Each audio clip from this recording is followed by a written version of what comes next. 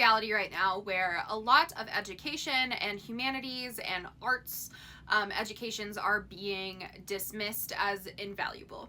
And I would like to open a discussion on that because I recently read a book in Dagger, which is a brief look at espionage during World War II and how it heavily relied on academics, particularly in history and art, in order to grow the espionage that the United States had in order to defeat Germany during World War II, but also how this kind of created the basis for what is probably one of the best espionage programs in the world when it comes to the United States. And so this was a very interesting book. I mean, the book itself has a number of pacing issues, so if you're not a nonfiction person, this may not be for you. However, I think the discussion itself is a super interesting one to be having because we, like I said, are living in a world right now where those skills are being devalued deeply.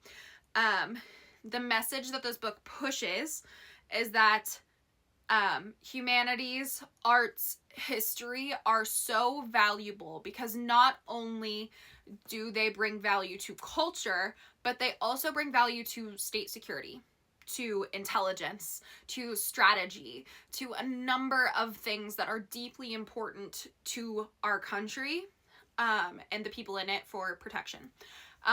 The way that we were able to accomplish this during World War II was by sending academics abroad. They appeared non-threatening.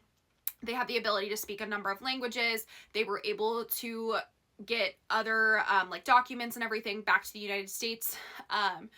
And so there was a network of people who would like collect newspapers so that they were up to date on exactly what was happening across seas and everything. And they were also good at code breaking because of pattern recognition, just a number of things that we would have been super unable to do had academics in these fields not stepped in.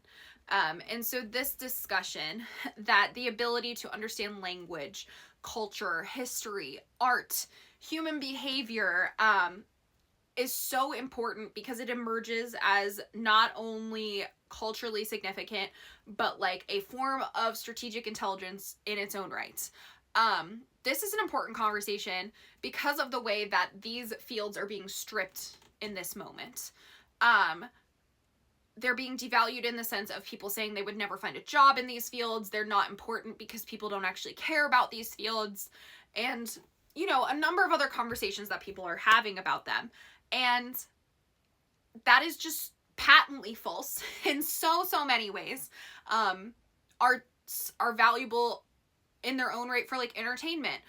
But going deeper than that, they're valuable, as this book mentions, for security purposes, for intelligence purposes. And I think that is a discussion that like no one is really willing to have right now. And so I just wanted to discuss this because I thought it was a deeply interesting way to frame what we're talking about right now and the way that people are talking about education, higher education, in this moment. And so I think if you're intrigued by this conversation, you should absolutely be picking books like this up because it just proves why the humanities are so important. I don't need to tell you that if you are on Book Talk. You're already super interested in books, language, and everything, but you might be able to convince someone else to read a book like this and therefore change their mind about how important the arts and the humanities and history is.